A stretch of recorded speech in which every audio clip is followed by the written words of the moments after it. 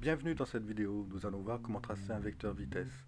Nous avons obtenu la trajectoire d'un objet, les points ont été numérotés et on nous demande de tracer le vecteur vitesse de cet objet aux points M6 et M8.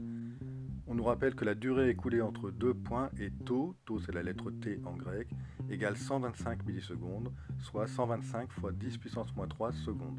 Un petit rappel, pour tracer le vecteur vitesse, il faut connaître ses caractéristiques, elles sont au nombre de 4, la direction qui est la tangente à la trajectoire, le sens qui est celui du déplacement, le point d'application est le point considéré MI, et enfin la norme, c'est-à-dire la longueur du vecteur, sa valeur, est donnée par la formule suivante, VI est égal à MI plus 1 divisé par TI plus 1 moins TI. Il faut donc calculer la vitesse V6 au point M6. On prend la formule du vecteur vitesse et on remplace par les valeurs concernées. Ici, M6, M7 divisé par T7 moins T6. Et donc T7 moins T6 est tout simplement la durée écoulée entre deux points, soit tau dans notre calcul. Il faut maintenant mesurer le segment M6, M7. Pour cela, il suffit de prendre la règle et de bien mesurer l'écart qui sépare les points M6 et M7. Par exemple, nous avons trouvé M6 M7 égale 10 mm. Il va falloir maintenant convertir ces millimètres en mètres dans le système international. On va donc utiliser le procédé suivant. Il suffit simplement de rappeler que petit m c'est égal à milli et ça veut dire fois 10 puissance moins 3. Et il suffit de remplacer le petit m de milli par fois 10 puissance moins 3. Cette méthode est assez intéressante car elle est rapide à mettre en œuvre. Ensuite, elle évite les erreurs de décalage de la virgule et surtout, elle permet de garder le nombre de chiffres significatifs. Il faut ensuite poser le calcul. Il faut éviter de se précipiter sur la calculatrice et bien écrire toutes les valeurs de façon à éviter des erreurs de report. Une fois que c'est écrit, on peut entrer ces valeurs dans la calculatrice et elle va nous donner une valeur, un résultat de 0,08. Il faut se souvenir que nous sommes en physique et non pas en mathématiques, donc nous n'avons pas la possibilité d'écrire 0,08. Pour cela, il faut tenir compte des chiffres significatifs, on va les observer. Il faut savoir que le résultat a autant de chiffres significatifs que la valeur qui en a le moins. Ici, dans notre calcul, 10 a 2 chiffres significatifs alors que 125 en a 3. Donc mon résultat doit avoir autant de chiffres significatifs que 10, c'est-à-dire 2 chiffres significatifs. Au final, mon résultat ne va pas s'écrire 0,08 mais 0,080 mètres par seconde. J'ai la valeur de V6, je vais pouvoir maintenant tracer le vecteur, mais pour cela il nous faut une échelle. Comment choisir l'échelle pour que le vecteur ne soit ni trop grand, et à ce moment-là il va déborder de la feuille, ni trop petit, et à ce moment-là il serait ridicule, il n'aurait pas de signification sur la feuille. Donc pour tracer V6 avec une longueur qui soit compatible, par exemple 4 cm, eh bien je dois indiquer le nombre de mètres par seconde que peut représenter 1 cm sur ma feuille. Je fais un petit tableau de proportionnalité où je mets la longueur du vecteur et la vitesse en mètres par seconde, et donc 4 cm sur ma feuille vont représenter 0,080 mètres par seconde. Conclusion, 1 cm sur ma feuille va représenter un certain nombre de mètres par seconde.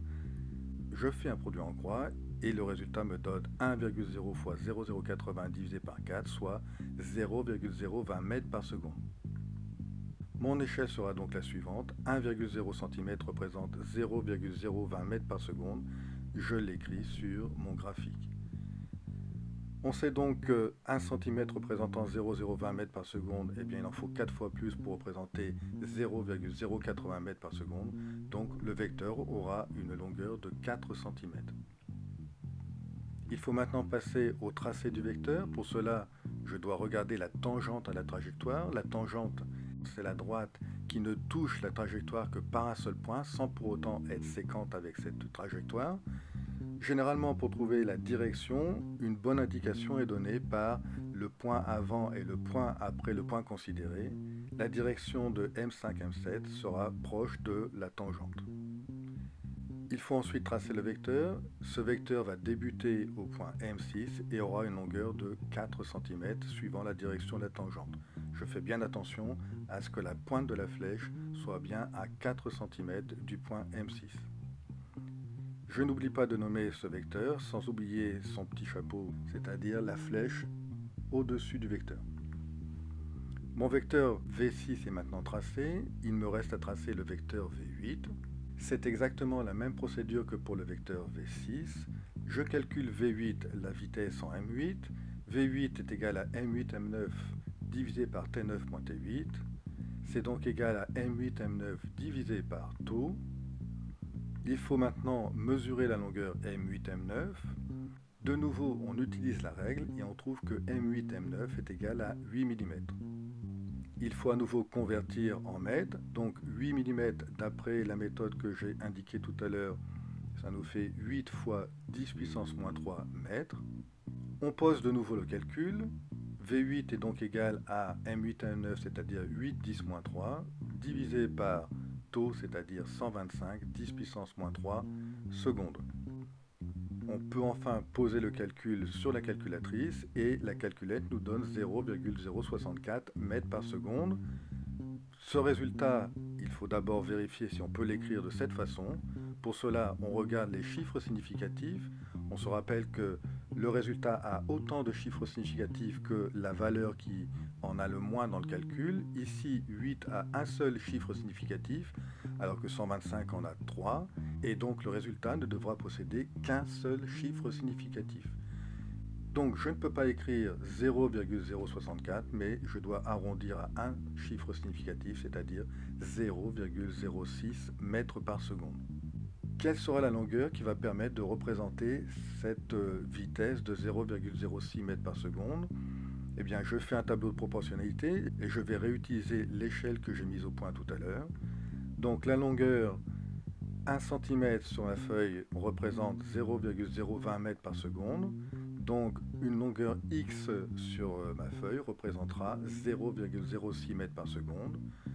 Je fais un produit en croix. Ce produit en croix me donne x est égal à 1,0 fois 0,06 divisé par 0,020 et le résultat est de 3 cm. Le vecteur a donc une longueur de 3 cm. Pour tracer le vecteur, il faut prendre la tangente à la courbe. Il suffit de tracer à partir du point M8 une flèche de longueur 3 cm. Je fais bien attention que la pointe de la flèche soit bien à 3 cm du point M8. Il me reste à nommer ce vecteur V8 surmonté de sa flèche. Je remarque que l'échelle choisie tout à l'heure était judicieuse dans le sens où on voit qu'aucun des deux vecteurs ne dépasse la feuille. C'est donc un choix qui était correct. Cette vidéo arrive à son terme, j'espère qu'elle vous a été utile. D'autres vidéos sont en préparation ou déjà présentes sur la chaîne. N'hésitez pas à vous abonner pour être au courant des prochaines sorties. Je vous souhaite une bonne journée et à bientôt sur SOS Physique.